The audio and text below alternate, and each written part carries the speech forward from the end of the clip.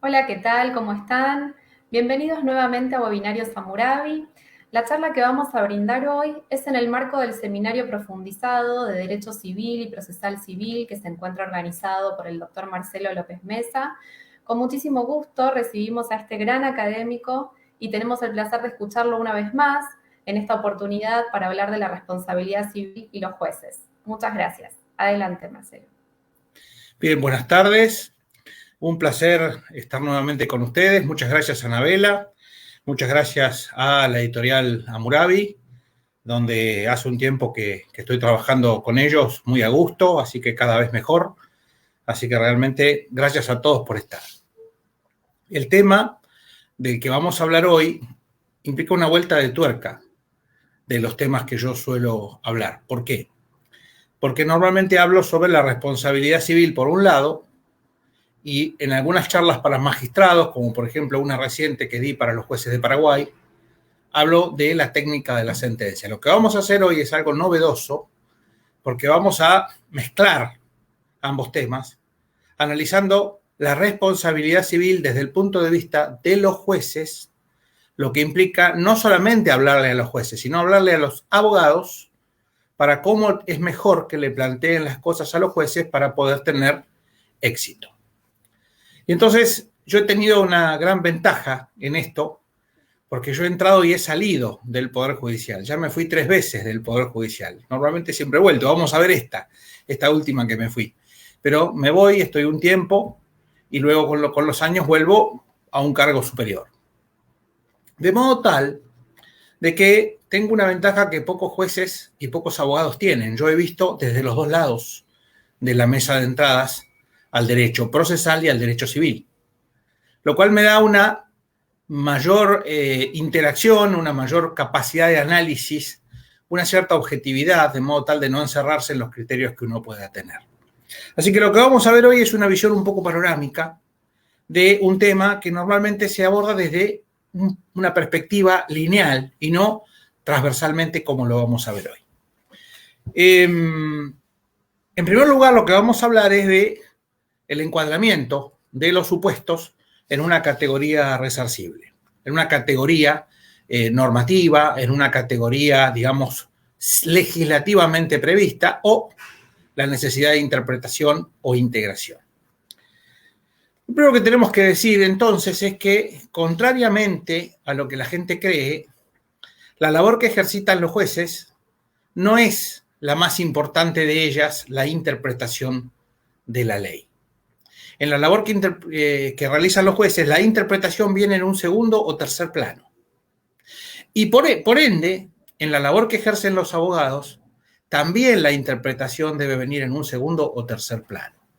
Para ser totalmente sincero y práctico, debo decir que el primer sujeto que tiene que encuadrar los hechos de un caso en una determinada normativa es el abogado. El abogado que inicia la demanda o que la contesta es el que hace el primer encuadramiento. ¿Por qué? Porque le suministra al juez una determinada interpretación que de los hechos y de cómo esos hechos encajan dentro de determinado molde normativo, que si está bien hecha, el juez va a tener naturalmente la tendencia a seguir.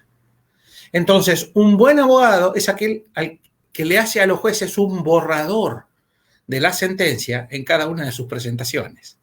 Por eso nunca he entendido, por ejemplo, los abogados que no alegan.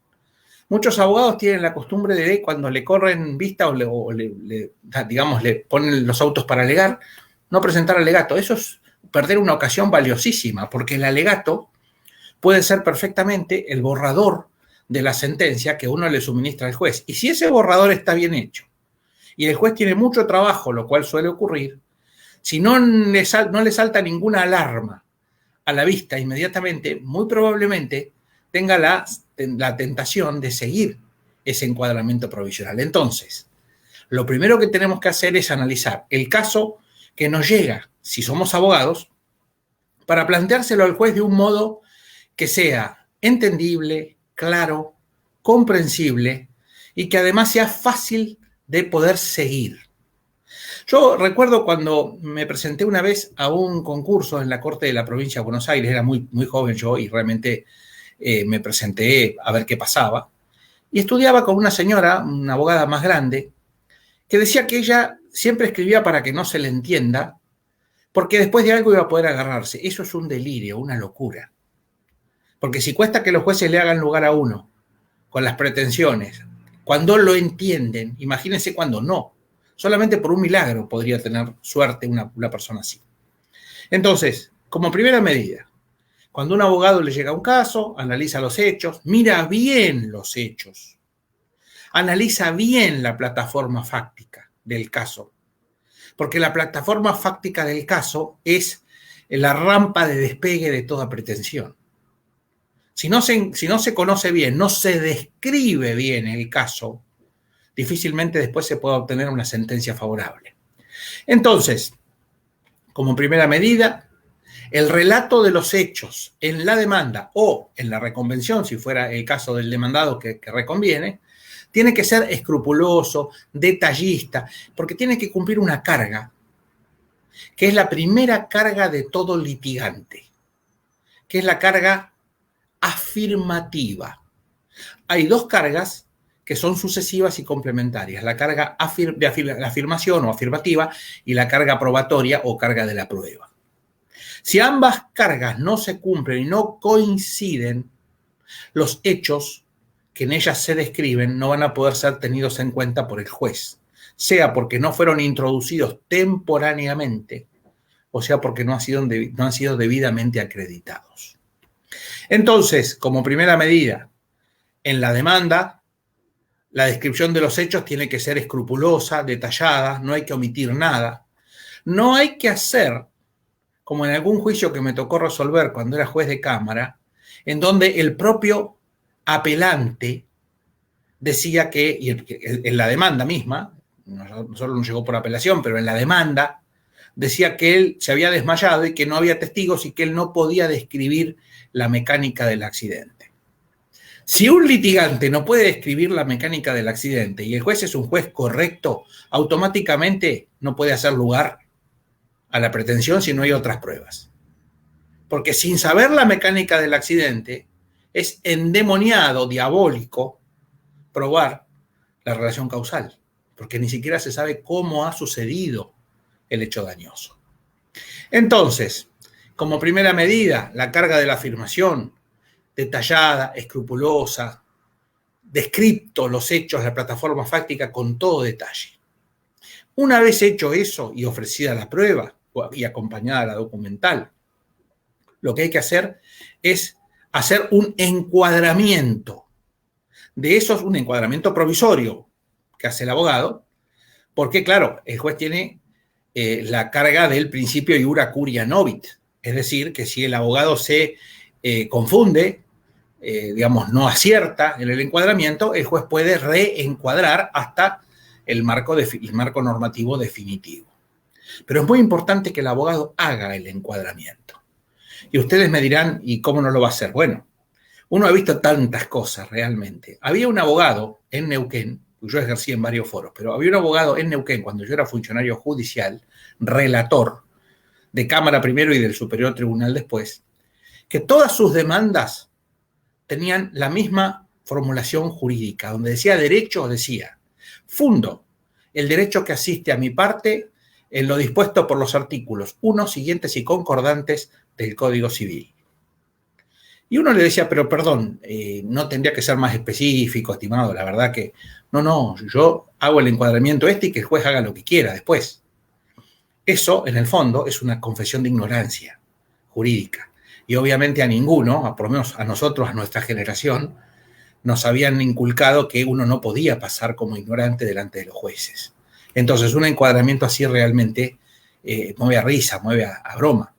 No es tomado en serio. Entonces, una vez que describen los hechos, hay que precisar la formulación jurídica o el encuadre jurídico lo más posible, lo mejor posible. Y ustedes me dirán, bueno, ¿y cuál es la complejidad en el Código Civil y Comercial? Si todos dicen, o muchos dicen, que se ha unificado la responsabilidad civil. Eso es un gravísimo Error. Muchos decían eso hasta que yo comencé en un artículo que se publicó en los Anales de la Facultad de Derecho de la Universidad Nacional de La Plata y después en mi Código Civil y Comercial comentado, tomo 10A de Editorial Hammurabi, comencé a demostrar que esa unificación legislativa, esa unificación de la responsabilidad civil contractual y extracontractual no era cierta. No solo que no era lograda, no era cierta. Porque baste ver dos hechos, cualquiera que tenga una comunidad, una idea más o menos normal del Código Civil y Comercial, podrá ver que hay dos extremos de hecho que los partidarios o los propagandistas de la unificación suelen callar. El primero es el artículo 1082 del Código Civil y Comercial. Y el segundo es que existen casi más normas de responsabilidad civil fuera del llamado sistema de responsabilidad civil, casi más fuera que dentro. Si realmente se hubiera unificado la responsabilidad civil y comercial, ¿qué hacen esas normas fuera del sistema de responsabilidad civil? Y entonces vamos a empezar de nuevo. Lo que se ha unificado es el plazo de prescripción de la acción de daños y perjuicios, contractual o extracontractual, en el plazo de 3 años. Eso sí se ha unificado y está muy bien que se haya unificado. ¿Por qué? Para evitar aquella distorsión que tenía el Código de Vélez, sobre todo en las últimas décadas de su vigencia, donde ya se notaba mucho que el plazo de 10 años para la responsabilidad contractual era muy largo, muy dilatado, excesivamente, y el plazo de 2 años para la responsabilidad extracontractual del artículo 4037 era muy breve.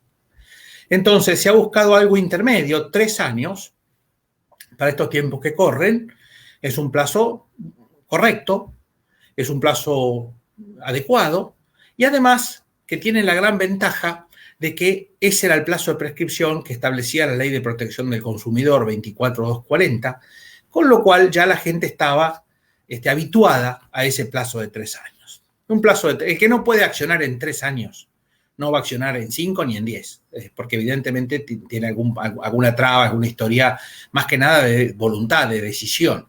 Y por otra parte, si la traba que tiene es ajena a su voluntad y a su decisión, no hay problema, porque en ese caso habría una imposibilidad de accionar que haría que la prescripción no corra, a mérito del principio establecido por el nuevo Código Civil y Comercial, igualmente que el Código de Vélez, el viejo principio romanista, actio non nata non prescribitur, es decir, la acción que no ha nacido no puede prescribir.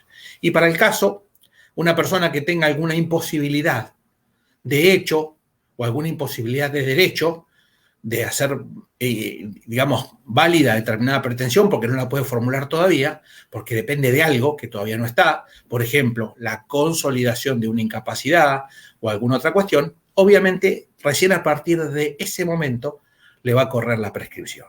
Entonces está bien el plazo de 3 años. Ahora bien, fuera del plazo de 3 años, de las acciones de daños de casi todas, salvo algunos poquitos supuestos, como los atentados al pudor contra personas incapaces, etcétera, que tienen otro plazo, tienen otra situación.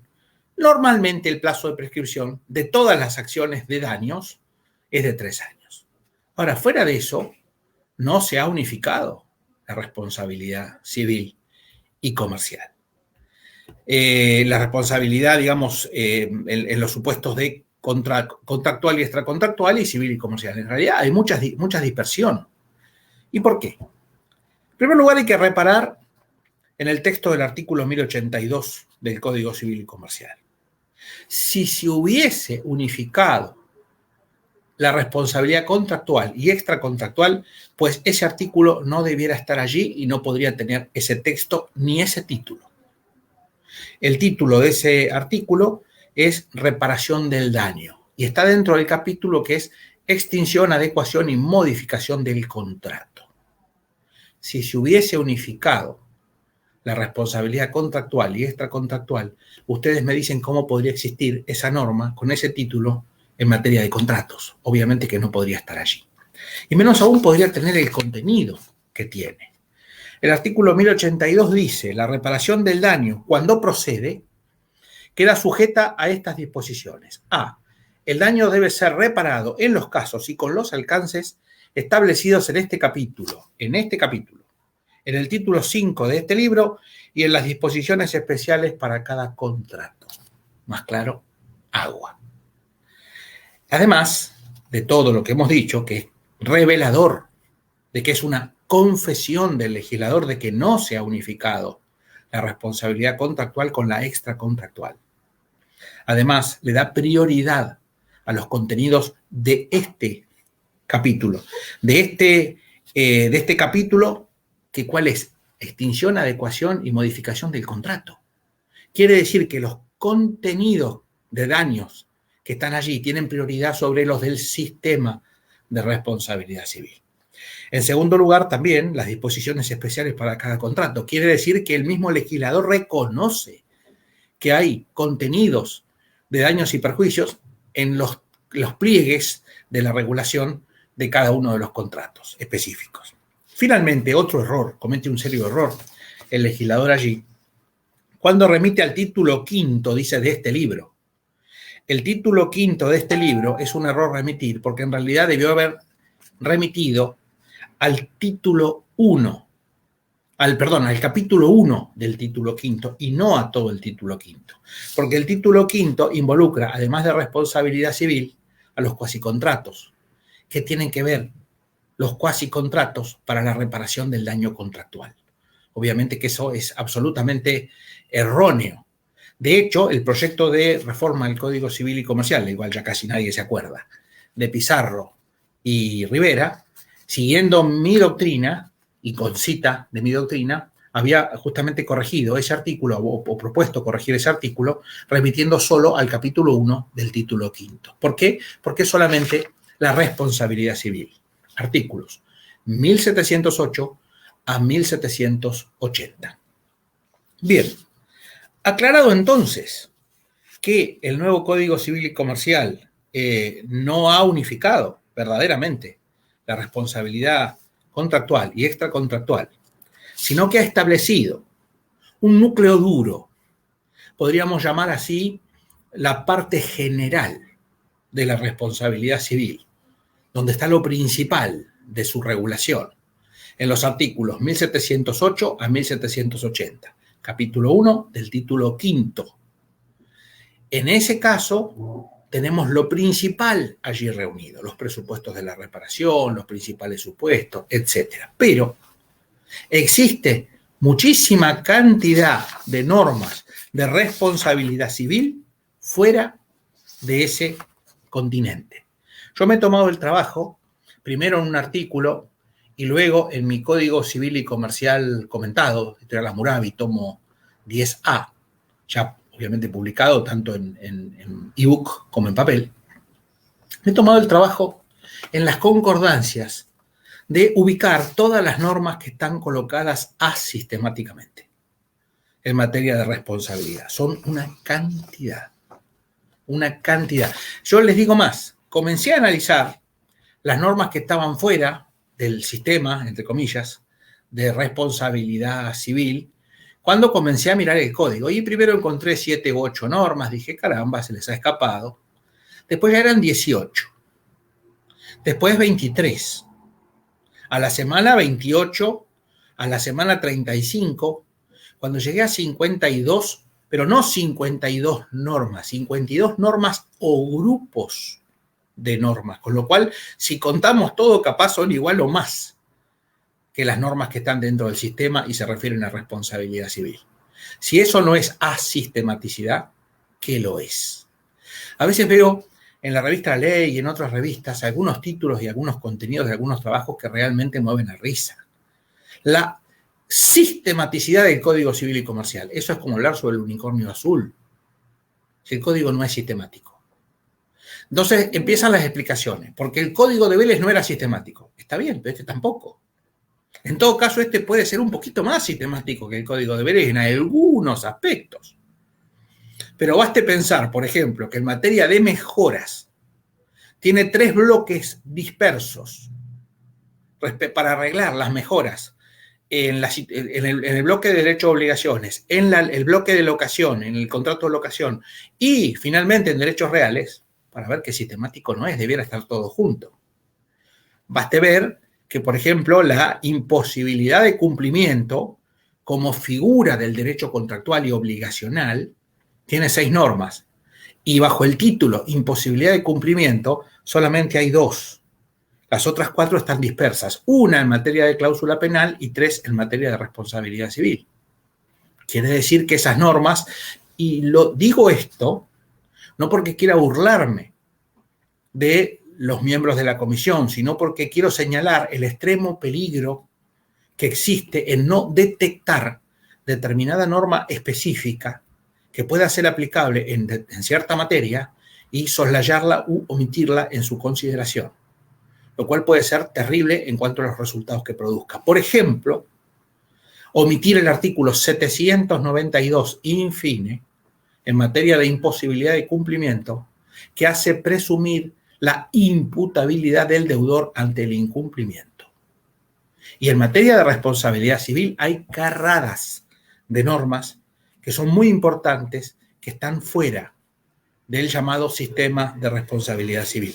Y les voy a enumerar algunas, como para que vean que lo que estoy diciendo no son meras sutilezas. Yo no soy un hombre estudioso de gabinete, un teórico. Lo mío generalmente tiene práctica, o aplicación práctica, así que supongo que... Pero por las dudas, que me escuche alguien que no me conoce, para que descarte que lo que estoy diciendo es una teorización o un bizantinismo, les voy a nombrar algunas.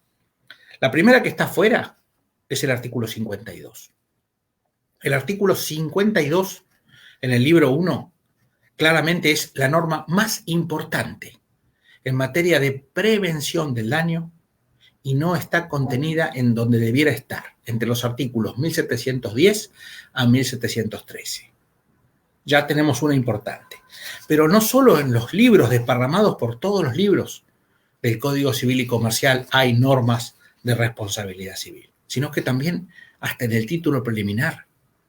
En el título preliminar, artículos 10 y 11 son claramente supuestos de responsabilidad civil, el abuso del derecho y el abuso de posición dominante. Y tampoco conocen esas figuras, que no han faltado algunos propagandistas del código que digan que, en definitiva, es una regulación correcta ponerla allí. Claro, el problema está en que pueden ser omitidas esas normas y además que el artículo 11 contiene un muy serio error, que es trazar un puente hacia el artículo 10, volviéndolo aplicable a un supuesto enteramente distinto.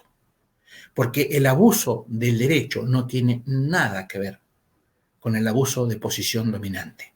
El abuso de posición dominante es una figura que no le son aplicables claramente las normas sobre abuso de derecho, pese a que el legislador lo haya establecido. Es un error de criterio.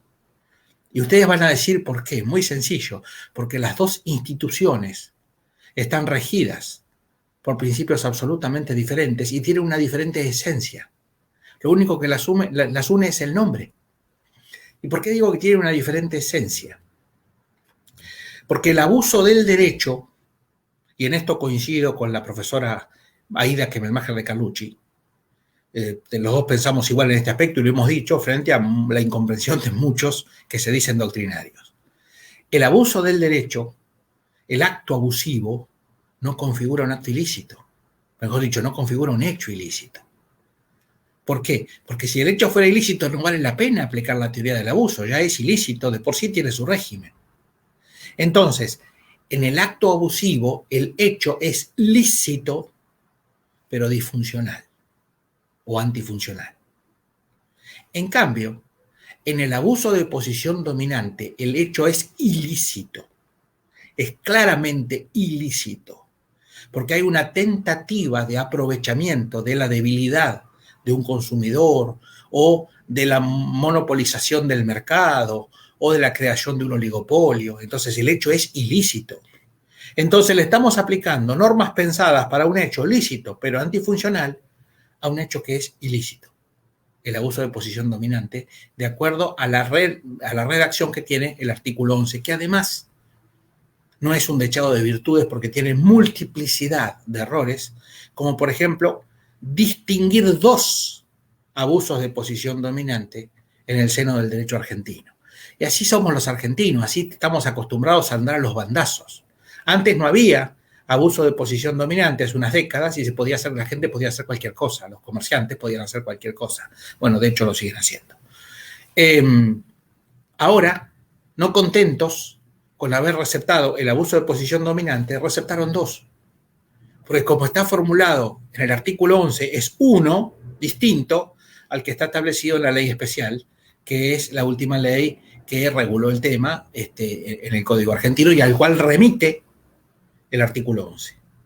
Entonces, tenemos un abuso de posición dominante que es específico de la legislación comercial, que tiene un procedimiento, que tiene una normativa específica.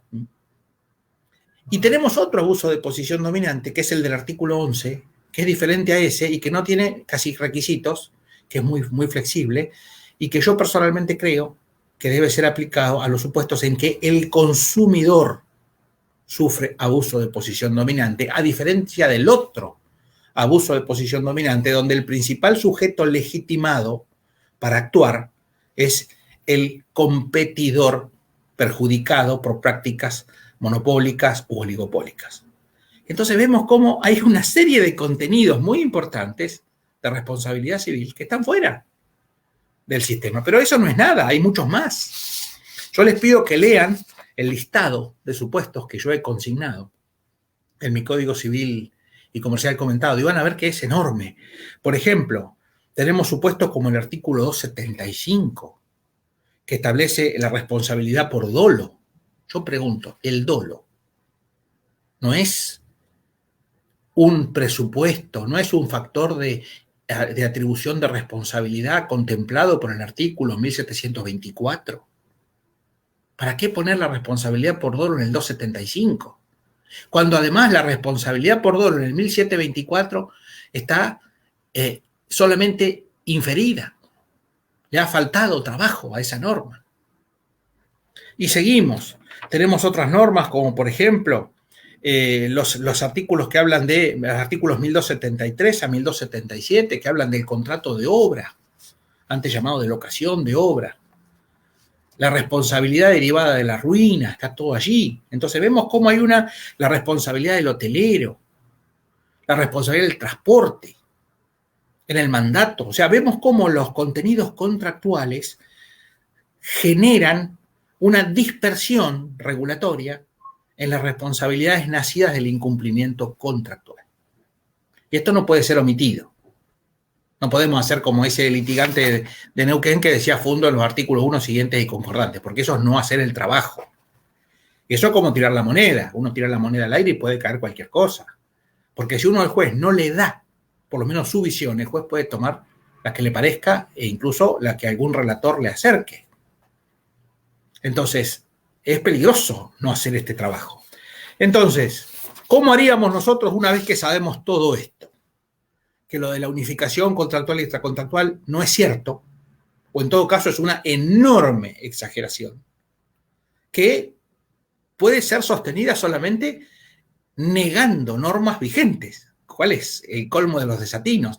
Porque uno de los criterios que la Corte Suprema ha sentado desde el tomo 1 de la colección de fallos es que prescindir del texto legal no es interpretar, es otra cosa. Entonces, ¿cómo hacemos con el encuadramiento? Con todas estas cosas ya sabidas, cuando le llegue a un abogado que tenga que hacer la demanda o la contestación o la reconvención, un caso de daños, lo primero que tiene que hacer es ver si ese caso encuadra dentro del sistema de responsabilidad, artículos 1708 a 1780, y en qué supuesto.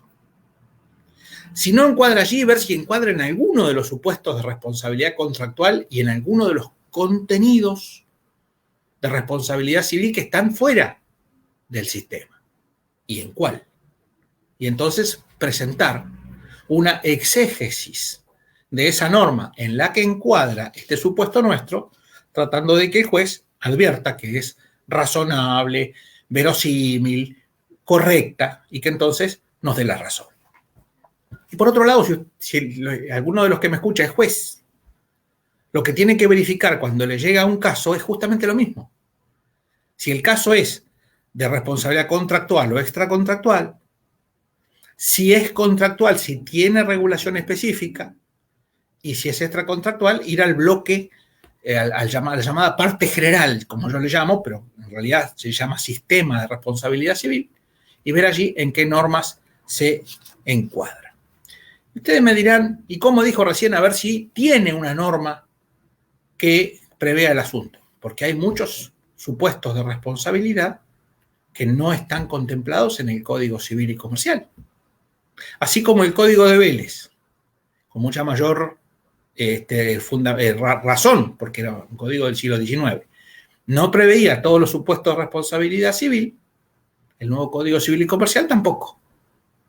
Entonces, ¿qué tenemos que ver? ¿Cuáles serían algunos supuestos que no están expresamente contemplados por el Código? Ejemplo, el accidente deportivo. No hay una sola norma que hable de accidente deportivo. El accidente deportivo brilla por su ausencia en el Código Civil y Comercial como lo hacía en el Código de Vélez. Un deportista sufre una lesión por una clarísima infracción de los reglamentos por parte de un competidor, por ejemplo, una patada voladora, jugando al fútbol en el medio de una escaramuza de ánimos calientes, o en el rugby. ¿Y qué se le aplica? Bueno, hay que inducir a partir de las reglas generales, pero no hay una norma específica. Bien, ¿qué otro supuesto? El transporte benévolo. El transporte benévolo no está expresamente legislado en el Código Civil y Comercial. Y como tal, hay que inducir a partir de ciertos contenidos generales la regla específica, porque el juez no puede negarse a fallar pretextando la insuficiencia u oscuridad del mandato normativo. Ahora, artículo 3 del Código Civil y Comercial y antes, artículo 15 del Código Civil. Hay más supuestos. No hay contenidos, por ejemplo, sobre el contrato de hospitalización, sobre el contrato de asistencia médica. Entonces, bueno, todos esos contenidos obviamente tienen que ser inducidos a partir de normas generales. Si es un contrato, a partir de los contenidos de la parte general de contratos, que claramente es la mejor parte de todo el código. Yo personalmente debo decir que la regulación de los contratos en el Código Civil y Comercial, más allá que uno pueda tener alguna diferencia, es lo mejor de todo este nuevo Código Civil y Comercial. Y en eso sí que se nota que ha habido un avance muy importante. Bien, una vez que hemos hecho la descripción de los hechos, que hemos hecho el encuadramiento, diciendo, bueno, este es un caso de transporte gratuito, no de transporte benévolo. El transporte gratuito no es lo mismo que el transporte benévolo. Los dos tienen en común la gratuidad, pero nada más.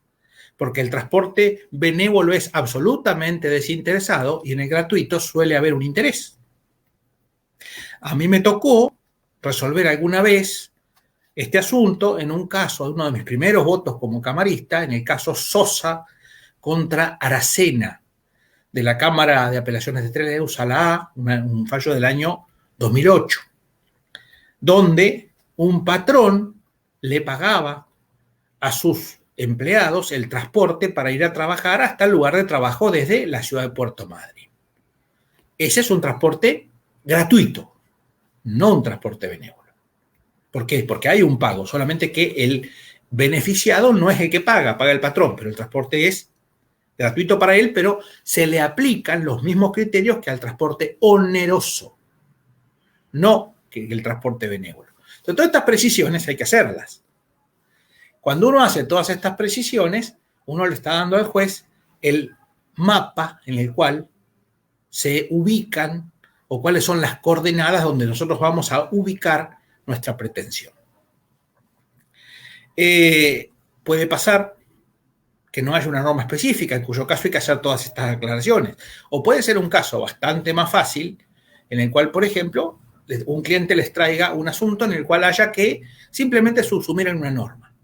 Ejemplo, artículo 1767, que está en la parte general o en el sistema de responsabilidad civil, que es la responsabilidad de los propietarios o titulares de establecimientos educativos. Un niño que se ha quebrado una pierna jugando a la pelota en un recreo o lo han empujado por una escalera y ustedes tienen que ir contra el titular del centro educativo y hacer la demanda.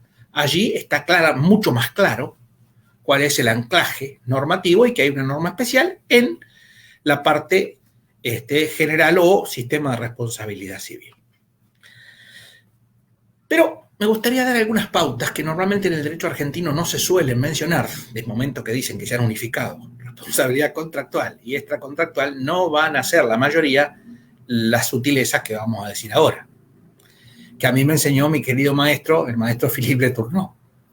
En Argentina, la responsabilidad contractual suele parecer que nace de la nada. Bueno, muchos casos de responsabilidad civil en Argentina parecen nacer de la nada. Por eso cuando yo era camarista tuve que revocar varias sentencias donde la responsabilidad civil surgía como un acto de magia del juez. Eso no puede ser. La responsabilidad civil no surge de la nada. Surge de la concurrencia de 4 presupuestos de la responsabilidad civil. Y si falta uno solo, lo que tenemos delante es la resignación cristiana, no la responsabilidad civil. Entonces, daño causado, antijuridicidad de ese daño causado, artículos 1737 a 1741. Antijuridicidad, artículo 1717.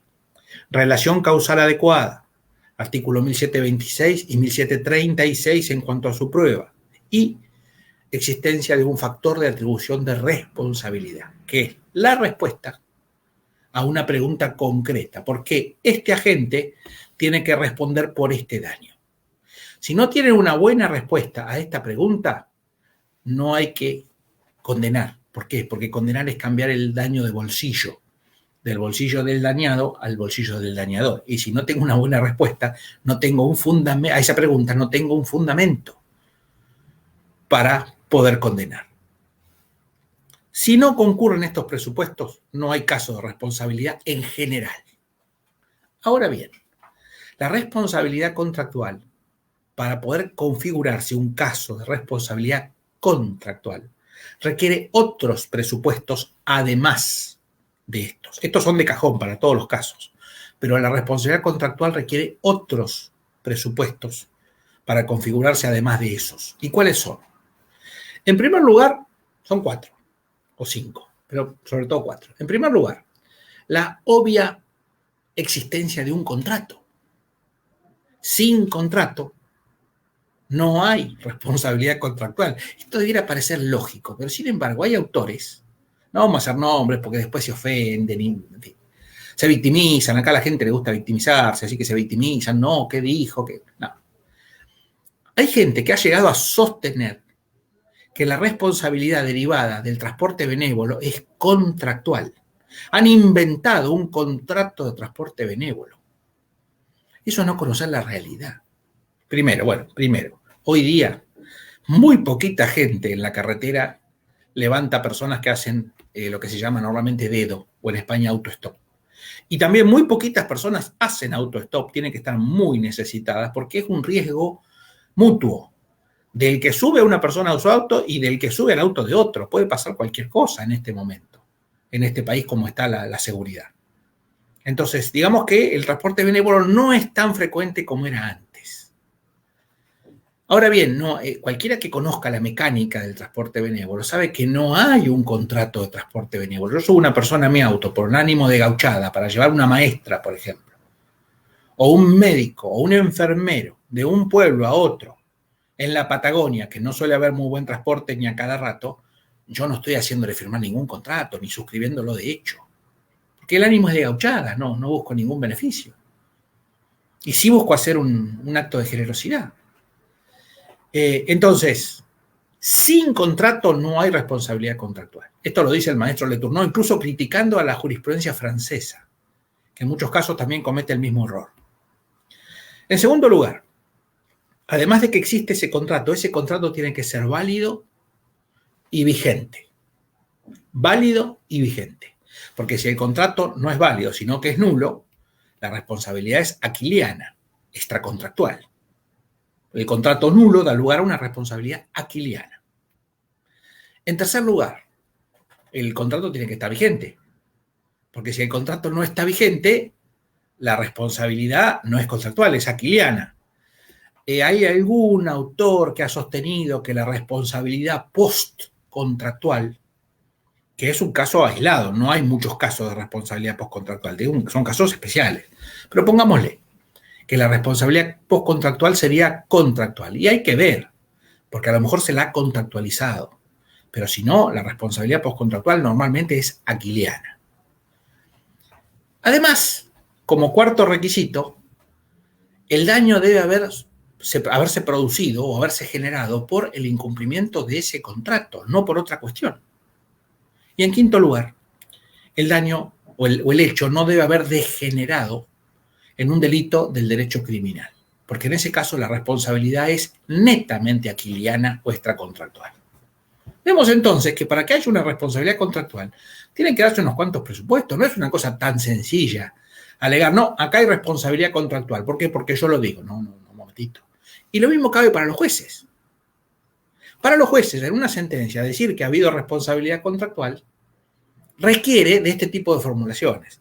Si alguno de ustedes posteriormente quiere leer algo de esto, nosotros tenemos un grupo de Facebook que se llama Derecho Civil Argentino, que ya hemos pasado los 32.000 miembros y que subimos este tipo de cosas después de las conferencias. Así que simplemente, si no son miembros, agréguense y los subo allí a las cosas que estoy nombrando.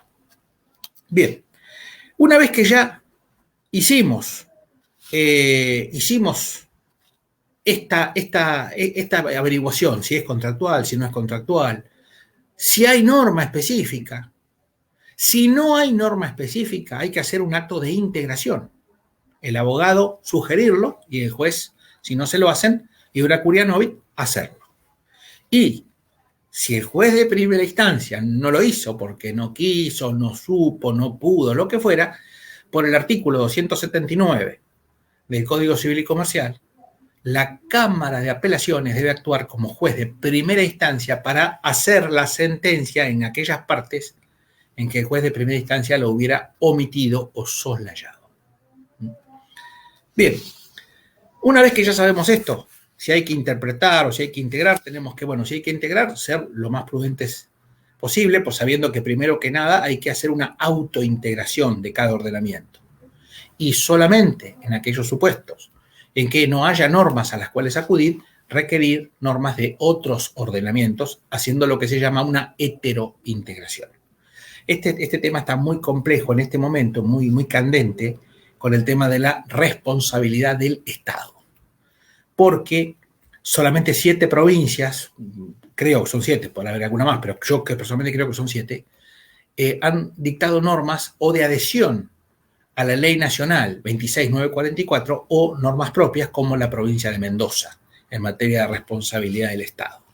Y existe en el Código Civil y Comercial un tapón que impide aplicar el Código Civil y Comercial a esos supuestos en los artículos 1764, 65 y 66.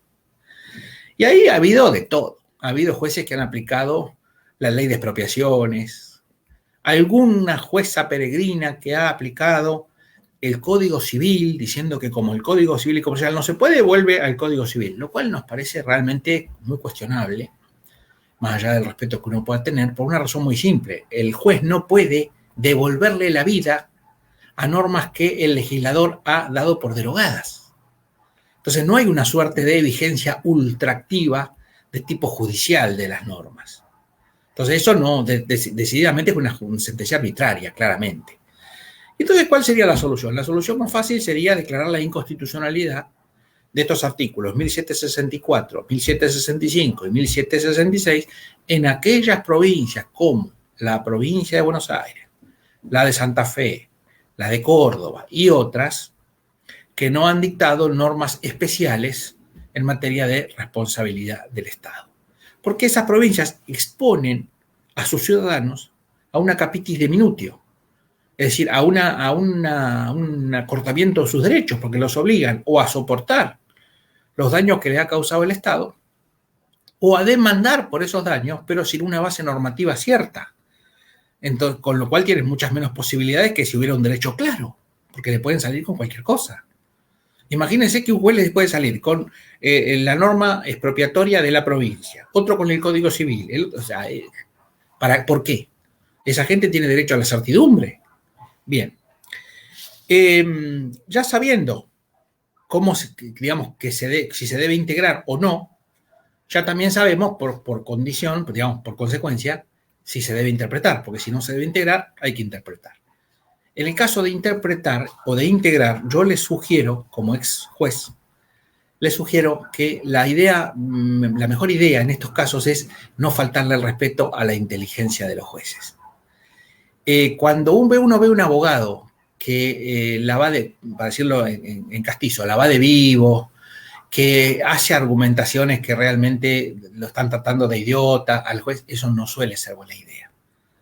En general siempre es conveniente ser respetuoso, ser razonable, no plantear barbaridades, no plantear afrentas a la inteligencia, porque eso no tiene mucho camino, mucho recorrido.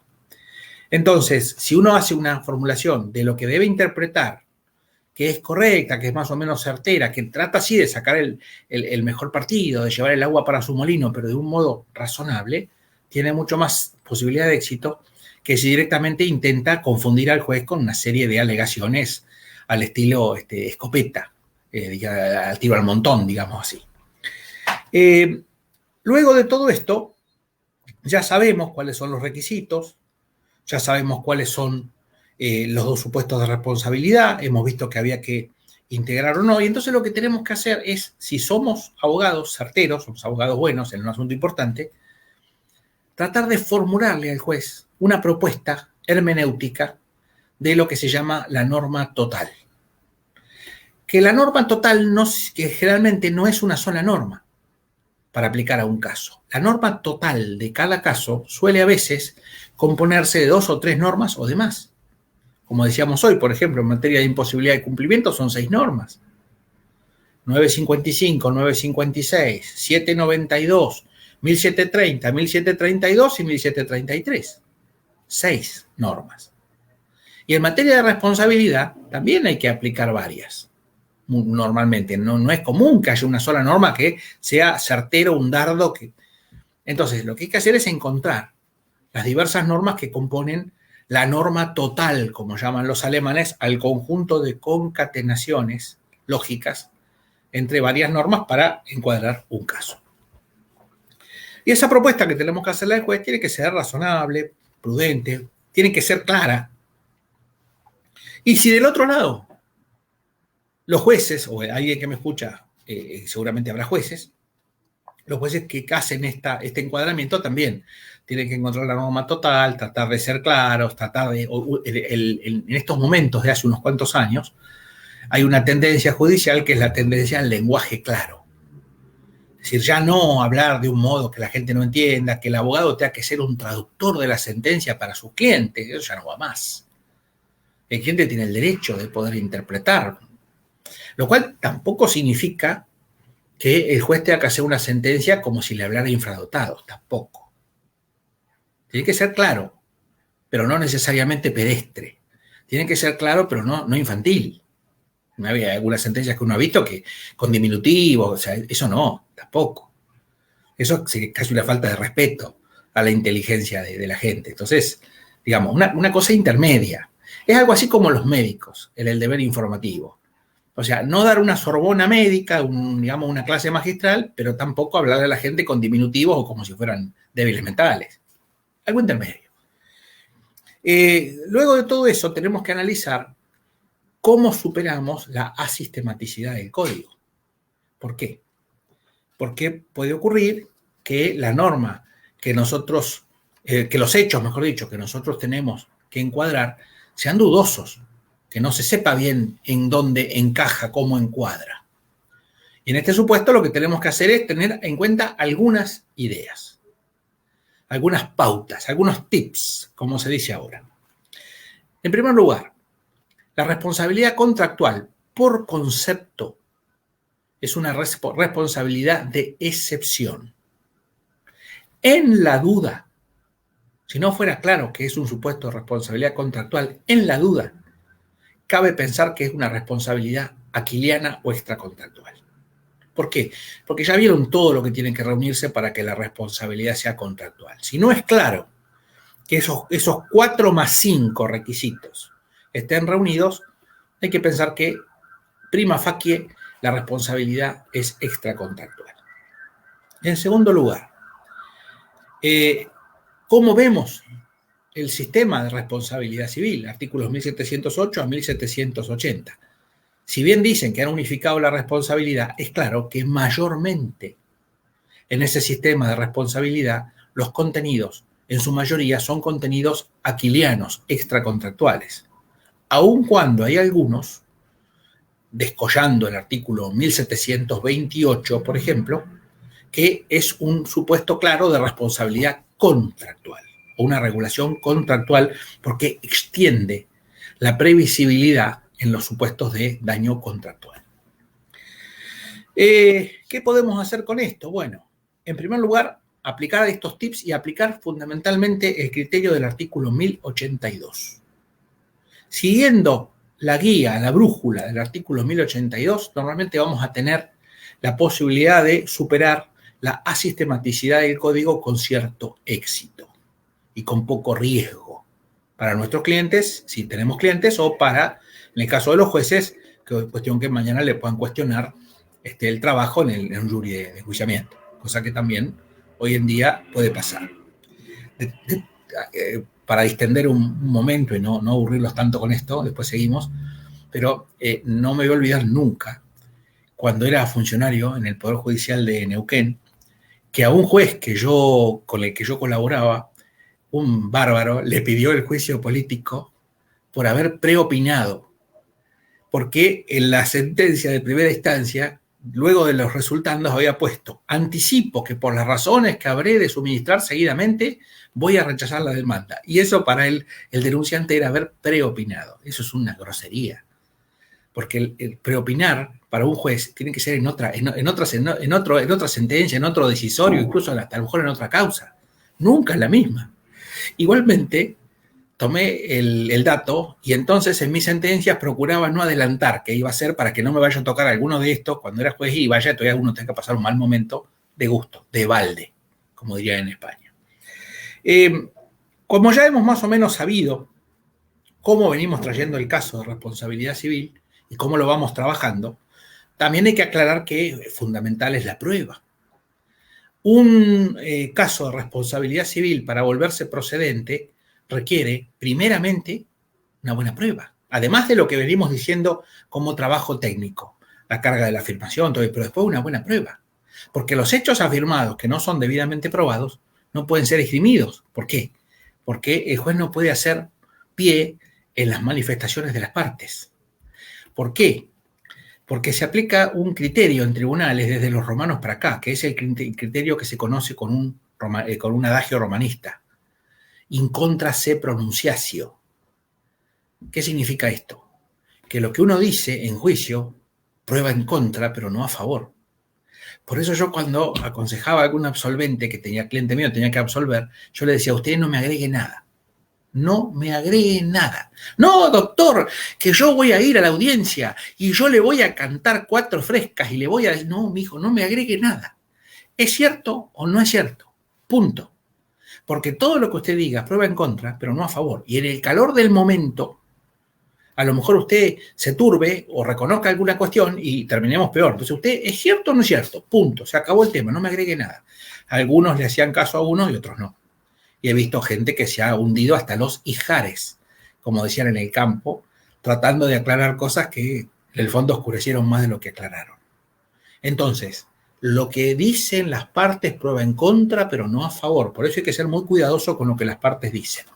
Y me viene a la memoria un caso que yo fallé como juez de cámara en Trelew, que era un caso terrible, un caso de la muerte de un menor en una picada callejera en Puerto Madryn, que era un caso donde realmente uno veía el descontrol de los cuales viven muchos menores en la sociedad argentina, donde la generación Nini, por ejemplo, que ni estudian ni trabajan, ha causado estragos. Este era un auto pequeño, no recuerdo si era un Fiat Palio o un Fiat Uno, así era un Fiat chiquito. Y en el auto iban 5 jóvenes alcoholizados, y uno leía la demanda del padre, porque el que murió fue el que iba en el asiento de atrás, en el medio, es decir, donde no hay asientos, donde no hay, mejor dicho, cinturones de seguridad, y es un asiento que no deben ir personas allí. Es más, no hay seguro en ese caso. En todos los casos de no seguro, o en muchos casos de no seguro, se producen cuando una persona es llevada en un lugar que no está habilitado para llevar pasajeros, la caja de un camión volcador, en el estribo de una camioneta, etc. Y en el asiento de atrás de un auto que no tiene cinturones en ese lugar. Los autos más grandes ahora tienen, pero los chiquitos no. Entonces, uno leía la demanda que hacían los padres de este menor fallecido, que fue despedido en el choque, y uno ya veía en la demanda misma que ese expediente nunca debió haber llegado a la Cámara de Apelaciones. ¿Por qué? Porque la demanda misma era una confesión. Decía, mi hijo fulano de tal circulaba en el asiento de atrás de un vehículo Fiat Palio, patente tal, que era conducido por fulanito de tal, y iban 5 menores alcoholizados con botellas de cerveza arriba del vehículo, corriendo carreras por la costanera de Puerto Madryn, yendo a contramano el que manejaba, llevando a mi hijo, e ingresando a las rotondas por la izquierda. Ya con eso, un juez más o menos habilidoso, veterano, ya sabe que tiene que rechazar la demanda. Es más, la demanda no tendría que haber tramitado, porque era improponible objetivamente. Porque eso es una confesión. Una persona que reclama por un hecho antijurídico de ese tipo no va a tener nunca respuesta de la compañía de seguros, por ejemplo. Entonces, ¿por qué? Porque hay antijuridicidad en la conducta de la víctima que impide concederle una reparación. En el código anterior, en el código de Vélez, era el artículo 1111, que decía que justamente que quien sufre un daño que no es atribuible nada más que a su culpa no puede reclamar. Bueno, imagínense, entrando a las rotondas por la izquierda. O sea, eso directamente es jugar a la ruleta rusa en cada rotonda. Bueno, finalmente se encontraron con una pobre gente que venía bajando del monumento al indio, que está en Puerto Madryn, y se chocaron de frente con un sujeto que venía despacio, por su mano, tranquilamente. Por eso me tomo la libertad de decir estas cosas, justamente para que tengan muchísimo cuidado y adviertan lo importante que es tener en la cabeza, al momento de escribir, relatar los hechos, toda la estrategia que van a seguir en el juicio. Porque hay gente que en los juicios parece que va en un laberinto. Se pierden, dicen una cosa, después la quieren arreglar. Si no se acordaron después de la alzada, quieren hacer un segundo juicio ordinario. Peor, hay juzgados que se pierden en la tramitación de los juicios también. Donde uno llega al expediente para sentencia a la Cámara y dice, ¿cómo tramitaron esto así? ¿Cómo no se dieron cuenta de tal cosa? Pero bueno, así se litiga. Entonces, esos barquinazos, esos errores que después se quieren arreglar de cualquier manera, eso no es buena técnica. Por eso digo, al momento de redactar la demanda hay que tener más o menos claro a dónde uno va a apuntar. Y ni hablar si uno va a redactar una sentencia. Hay jueces que uno lee las sentencias y parece que tiraron la moneda. Porque hicieron todo un zigzag de todo lo que estaba a favor, de todo lo que estaba en contra, y finalmente tal. O juicios que uno ve, donde uno viene siguiendo la sentencia, y parece que le van a dar la razón. Y en el último párrafo dice, bueno, pero... Y un juez que yo tenía cuando era funcionario, cuando era relator, que la verdad que no era un buen juez, pero yo aprendí varias cosas. En el fondo era un hombre realista. Y aprendí unas cuantas cosas, sobre todo de eso, yo a lo mejor en aquel momento de mi vida estaba demasiado influido por la teorización, era una persona joven, había estudiado mucho, bueno, entonces esto me dio una dosis de realismo. Y un día recuerdo que le había preparado un proyecto de sentencia y me lo miró y me dice, no, pibe, dice, no, esto no. Claro, yo lo topé casi como una afrenta, ¿cómo puede ser? Dice, no, no, pibe, no. Dice, no, mirá. Dice, si le vas a decir que no, ¿para qué le decís todo esto primero? Claro, y me puse a pensar y digo, la verdad que tiene razón. Si uno a la gente le va a decir que no tiene razón, ¿para qué le va a hacer toda una historia de que vaya a lo concreto, fundamente lo que va a resolver, no lo que se podría resolver y no se resuelve? Y por supuesto, desaconsejo claramente el llamado alegato Brandeis, que había un colega de la otra sala de la Cámara entre Leu que lo hacía, que relataba todo lo que estaba a favor de una posición y todo lo que estaba en contra. Y después tomaba una decisión. Y le servían casaciones que daba calambre. O sea, era una cosa fenomenal, porque claro, con los mismos argumentos de parte de su voto le hacían la casación. Entonces, cuando uno escribe un caso de responsabilidad, sea como abogado o sea como juez, uno tiene que tener claro en la cabeza qué es lo que va a escribir. Eso de que uno se encuentra con el caso a medida que escribe no es buena idea. Uno hasta que no sabe lo que va a escribir no tiene que sentarse a escribir. Tiene que leer, seguir mirando. El doctor Velázquez, que era mi colega de sala, decía, un hombre con mucho recorrido, 42 años de juez creo, decía siempre que un expediente no se resiste a la sexta lectura. Y es cierto, es así. Y el abogado o el juez de primera instancia, que se pueden equivocar más fácil porque están solos, yo siempre digo, los mejores lugares del Poder Judicial para hacer un buen trabajo son los cuerpos colegiados. También debo reconocer que el cuerpo colegiado es el cielo o el infierno sin escalas. Yo he tenido la suerte de que he estado en cuerpos colegiados donde se podía estudiar, donde había un respeto, pero me han llegado noticias de otros donde ha habido hasta escenas de pugilato. Entonces, los cuerpos colegiados tienen sus cosas, pero si el cuerpo colegiado funciona bien y los colegas que uno tiene son gente razonable, se puede hablar.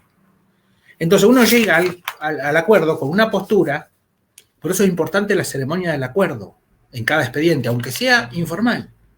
Pero, por ejemplo, el juez de primer voto, que vaya a ver al juez de segundo voto en la Cámara y decir, mire, doctor, usted está en segundo lugar. No digo en todos los expedientes, hay expedientes que son de cajón, que lo hemos resuelto 42 veces antes, bueno, va lo mismo. Pero expedientes complejos, donde es muy bueno ir con el expediente, después que uno lo miró bien, dice, mire, doctor, usted está en segundo lugar. Este expediente tiene alguna particularidad, me gustaría conversarlo. Sí, cómo no. Mire, esto es así, así, así. Afoca tal cosa, y por eso hay que hacer una radiografía del expediente, que normalmente se hace orejeando los expedientes. Bueno, ahora ya que va a ser todo digital, lo que estoy hablando capaz que dentro de un tiempo no sirva más, pero bueno, siempre lo hicimos así. Se doblaban las orejas, lo que llamaba orejear el expediente, doblando una hoja, entonces quedaban asomadas las orejas del expediente, entonces uno automáticamente sabía dónde estaba lo importante. Uno iba con un expediente así, ya mire doctor, esto es así, yo lo veo de esta manera. Me gustaría saber si usted coincide y si el hombre le dice que sí, ya sabe que tiene que escribir lo necesario, no más. Hay gente que tira tiros para todos lados. Entonces, tal cosa y tal otra, lo que demuestra que no hicieron el acuerdo. Porque si usted hizo el acuerdo y ya sabe que le van a votar que sí, ¿para qué se va a exponer a decir cosas que mañana le van a tocar el timbre para invocárselas en asuntos que no tengan nada que ver con lo que usted pensó? Entonces, como verán, el tema de los daños es un tema delicado que hay que analizar con cuidado. Y sobre todo, con este nuevo Código Civil y Comercial hay que manejar bien estas dispersiones que yo les digo. Y finalmente, para ir terminando, para no aburrirnos mucho más, para no hacerlo muy largo, una cosa. ¿Cómo se hace una correcta fundamentación de un asunto de daños y perjuicios? Si ustedes son abogados, tienen que tratar de hacerle al juez el borrador de la sentencia en el alegato. Si un alegato está bien hecho, tendría que decir algo más o menos así. Primero, ser breve. Las cosas excesivamente largas en tribunales no son bien vistas porque la gente tiene poco tiempo. Entonces, una cosa breve, concreta, sin generalidades, sin citar la Cámara de Mongoreto Flores, eso no le importa a nadie. Si ustedes consiguen 2 buenos fallos de la Cámara a la cual le están escribiendo, es mejor que 57 de cualquier otra. O si consiguen un fallo de la Corte de ayer a la tarde, infinitamente mejor. Pero no como hacen algunos que bajan de la revista La Ley así en crudo nomás y le mandan 8 páginas de jurisprudencia. Eso no sirve para nada. Para malquistarse sirve. Porque hay gente que después es que lo toman a mal. Entonces, hacemos, ¿cómo se hace correctamente? Hacemos el alegato más o menos así. Señor juez, estos autos, en fin, que esta parte, en la faz postulatoria del proceso, postuló los siguientes hechos a través de sus correspectivas afirmaciones.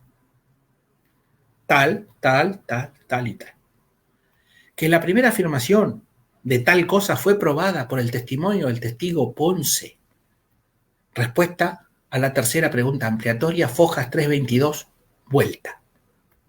Que el hecho 2 de tal cosa fue probado por la respuesta del oficio que libramos a... que si uno le hace al juez ese trabajo, pero eso sí, cuidando de que el expediente sea así, no mentir, no exagerar, no engañar, no errarle en las citas, porque donde un juez mira un alegato o un escrito y ve que lo han engañado o que es incorrecto, ya empieza a desconfiar. Entonces, se fijan bien, hacen el trabajito que afoca tal cosa que yo dije. Señor juez, en resumidas cuentas, la carga afirmativa de esta parte ha sido satisfecha con la carga probatoria, se han empalmado y está perfectamente acreditado toda la plataforma fáctica que nosotros hemos sostenido para apoyar nuestro reclamo. En esas condiciones solicitamos a vuestra señoría o a vuestra excelencia en la Cámara que haga lugar a las pretensiones de esta parte en su integridad con costas a la contraria. Un alegato en esas condiciones yo les puedo asegurar que tiene la mayor chance de generar en el juez una respuesta favorable. Ahora, si le empiezan a tirar barro a la otra parte, a descalificar a los testigos, ya la cosa cambia. Y por otro lado, si nos ponemos del lado del juez, que recibe ese alegato y que tienen que hacer la fundamentación, el juez mira el expediente, generalmente con poco tiempo, sobre todo en estos momentos que hay mucho trabajo y poco tiempo, el juez mira el expediente, mira 3, 4 cosas donde ve que coinciden, dice, ajá, esto tiene un color. Ya cuando un juez dice esto tiene un color, yo les puedo asegurar que tienen ya el 80% hecho. Entonces, a eso hay que jugar, a ser leal, a no engañar, a no tergiversar. No hay que olvidar que la litis no es una cancha de malicias, no es un terreno de aventureros, eso no dura. Una persona que quiera hacer una carrera en la abogacía no dura engañando a los jueces, mintiendo. Hay que pensar en el largo plazo, no en el cliente que vino hoy y que mañana puede no estar. Y en cuanto a los jueces, un juez que tiene que hacer una sentencia de daños hoy, tiene que hacer todo este trabajito. Bueno, mirar el alegato, a ver qué le dicen. Generalmente es muy útil cuando uno es juez mirar las posiciones, bien las posiciones de las dos partes. Porque en este país normalmente uno ve que la gente dice la razón, la gente dice la verdad cuando es sobre los otros. No siempre sobre sí mismo. Entonces, cuando hay un cruce de dos partes y esas partes se sacan chispa, normalmente uno puede sacar algún elemento interesante. Se pisan, se contradicen, ¿no? Bueno. Y si es un juez de cámara, claramente la ceremonia del acuerdo es muy importante. Hablar tranquilamente las cosas. Yo por eso nunca entiendo en algunos cuerpos colegiados, en algunas salas que me llegan comentarios de amigos de que no se hablan los jueces, por ejemplo, que se mandan mensajes con secretarios. Eso es el colmo, porque una cámara así no puede funcionar. En el momento que se ha perdido la caballerosidad, digamos, el buen trato, las buenas maneras, eso ya no funciona, porque después es una guerra y terminan pagando los justiciables. Para terminar, la fundamentación razonable de un fallo tiene que ser concreta, concisa, comprensible, objetiva. Entonces, ¿qué significa esto? Que el artículo 3 del Código Civil y Comercial, que establece que las sentencias deben ser razonablemente fundadas, no significa humilde indemnidad para los jueces que pueden decir 4 macanas y con eso queda fundada una sentencia. Como se pensó o se especuló al comienzo de la vigencia del Código que podía pasar. Si ustedes quieren analizar el artículo 3 con detalle, yo me he tomado el trabajo en el tomo 1 de mi Código Civil y Comercial comentado, Editorial Hammurabi, tomo 1, que analiza el título preliminar completo. Analicé en el artículo 3 el alcance de esa fundamentación razonable. Y para no extenderlo mucho, lo voy a sintetizar. La fundamentación razonable que exige a los jueces el artículo 3 del Código Civil y Comercial nunca, bajo ninguna causa, razón, motivo o circunstancia, puede ser menos que la fundamentación adecuada o suficiente que venía exigiendo y todavía exige la Corte Suprema de Justicia en sus sentencias a las sentencias de los tribunales inferiores. No es menos que la fundamentación adecuada y suficiente, es más. Porque la fundamentación razonable o la razonable fundamentación tiene que ser adecuada, suficiente y razonable. Entonces, no puede ser telegráfica, puede ser escueta, pero no telegráfica. La fundamentación para superar el test de motivación razonable de la sentencia. Tiene que ser concisa, tiene que ser concreta. Por eso no es fundamentación suficiente esa que vuelcan párrafos al voleo de cosas que pueden ser o no ser parecidas, pero que no tiene especificidad en la causa. Ni que hablar de algunos casos que ha habido, incluso en la Cámara Nacional Civil, donde se han confundido los hechos de otra causa. Eso pasa con estas nuevas tecnologías, con el apuro, con los relatores. Eso es delicado, porque induce a suspicacia de la gente.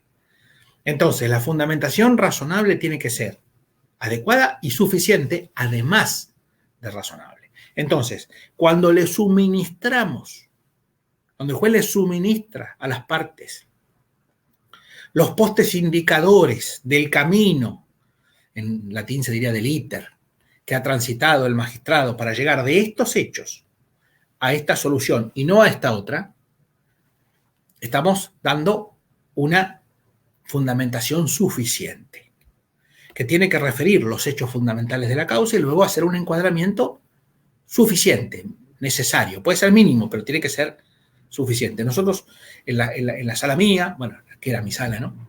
La sala A, que nada que ver con lo que era, con el doctor Velázquez, en algunos casos, habíamos dicho que la fundamentación del juez podía ser escueta, pero eso no significaba que estuviera mal si permitía conocer las razones que habían llevado al juez a decidir de esa manera y no de otra.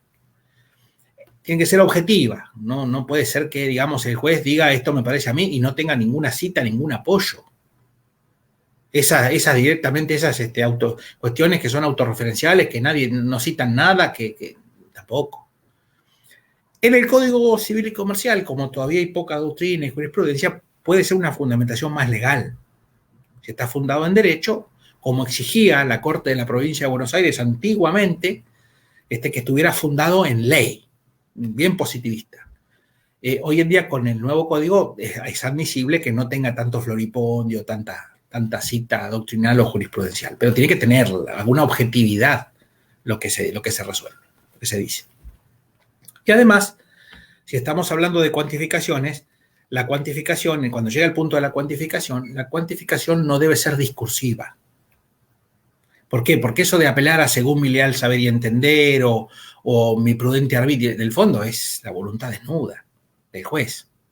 Entonces, en estos casos, suele ser muy conveniente hacer lo que la doctora Elena Hayton hacía cuando era juez de la Cámara Nacional Civil, que era una cuantificación comparativa. La Cámara Nacional Civil tiene un excelente repositorio de fallos cuantificados que permiten extraer de casos más o menos parecidos alguna objetividad en lo que se le ha acordado. Yo personalmente siempre he pensado, y esto lo hacíamos en la sala mía, en la sala A de la Cámara de Trelew, que hay que hacer una aplicación de la fórmula matemática, pero solo como un tester. Es decir, saber por la fórmula matemática cuánto daría normalmente y después corregir en el caso más o menos 20%, digamos, para ver las circunstancias del caso cómo impactan en eso, porque si no, o le puede dar mucho o generalmente le puede dar poco. sobre todo en épocas en que está prohibida la indexación. El único artículo de la ley de convertibilidad que sigue vivo es el que prohíbe la indexación, lo cual a esta altura, con un artículo como el 772 del Código Civil y Comercial que está vigente y que permite cuantificar un valor, es por lo menos dudoso. Entonces, la cuantificación por la fórmula matemática hay que suministrar los cálculos. No es cuestión de decir me dio tanto, no, un momentito, el cálculo es este. Tanto por B a la no sé cuánto, dio tanto, por tantos meses, por tantos años, pum, este es el cálculo. Cuestión de, si hay algún error, porque obviamente se puede cometer un error allí también, si hay algún error, que las partes puedan revisar el error matemático en que ha incurrido el tribunal y simplemente con una aclaratoria se soluciona. Y también suele ser muy importante, además de dar los cálculos matemáticos, hacer una cuantificación comparativa. En casos tales, en casos parecidos, esta misma Cámara ha resuelto otorgar tanto de daño punitivo, tanto de tal cosa. Eso da una objetividad mayor que el simplemente discurso de decir, según mi leal saber y entender, lo que nosotros, un poco en broma, un poco en serio, llamábamos el masomenómetro judicial. Todo esto hace que ustedes entiendan que si un juez no cumple mínimamente estas pautas, si un juez no da las pautas que lo llevaron a tomar determinada decisión, o si claramente confunde el caso, lo encuadra mal, o interpreta mal la norma, claramente son todos supuestos que se pueden hacer valer en un recurso normalmente ordinario respecto al mismo. Y en el extraordinario, en aquellos supuestos en que la sentencia tenga una fundamentación farisaica, o sea arbitraria, o directamente implique un quebrantamiento de las formas esenciales para la correcta resolución de una litis. Bien, espero no haberme extendido mucho, ha sido realmente un placer, espero haber sido de utilidad y si quieren hacer alguna pregunta, muchas gracias. Bueno, muchas gracias, doctor, le agradecemos muchísimo como siempre, un placer escucharlo y habilitamos entonces el espacio de preguntas a aquellos que han participado, que son muchos, de muchas partes del país diferentes. Y aprovecho para hacer la aclaración de que esta charla, como todas las charlas que brindamos en Webinarios Hammurabi, quedan grabadas. Así que aquellos que no hayan podido participar del vivo o que hayan comenzado más tarde pueden volver a verla a través de nuestro Facebook. Bueno, vamos a ver muchísimos, bueno, el doctor Diego Sebastián Meana, que le manda un saludo muy grande. Después también de La Rioja, del Chaco, bueno, Santa Fe, muchísimos mensajes, como siempre, todos agradeciendo y que es un placer escucharlo por la sencillez. Un gusto haber compartido la jornada. Bueno, siguen. Yo sigo leyendo. Desde Mar del Plata también, desde Formosa. Vamos a ver si hay alguna consulta en particular. Vamos a ver. Bueno, Mariana hace un comentario, dice, siempre claro, doctor López Mesa, y tan acertado en su manifestación y manejo del código, que da gusto estudiarlo con usted. Como manifiestan acá los colegas, debería formar parte de la Corte Suprema, que varios también aclararon en ese aspecto. Lo veo difícil, pero muy amable. Bueno, a ver qué más, si hay alguna consulta en particular. No, todos saludos, un lujo y un placer escucharlo, excelente exposición, así que este es el resumen de la charla, doctor. Le agradecemos muchísimo como siempre y esperamos contarlo dentro de nuestros próximos webinarios. Como siempre, un placer y un saludo a todos y muy amable ha sido Anabela. Bárbaro, muchas gracias y les recordamos a aquellos que quieran seguir participando de los sorteos de Hammurabi Digital que lo pueden hacer dejando sus correos electrónicos en este post y que el día de mañana vamos a estar publicando a los ganadores. Así que nuevamente muchas gracias a todos. Hasta luego. Un placer.